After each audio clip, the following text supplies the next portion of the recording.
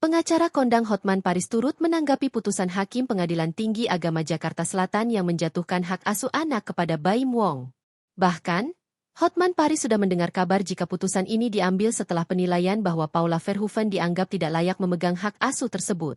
Hotman yang pernah membantu Paula ini pun masih menyayangkan sikap Baim Wong membongkar fakta tersebut. Hotman sempat berguyon jika Paula batal menjadi asisten pribadinya, Aspri, lantaran sudah tak lagi menyambung komunikasi.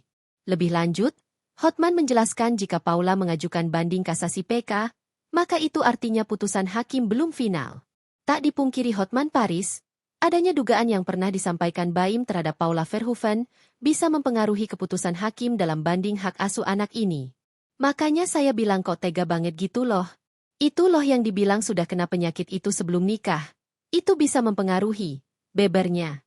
Dalam hal ini, dugaan penyakit itu bisa mempengaruhi hakim untuk menyatakan layak atau tidak mengasuh anak.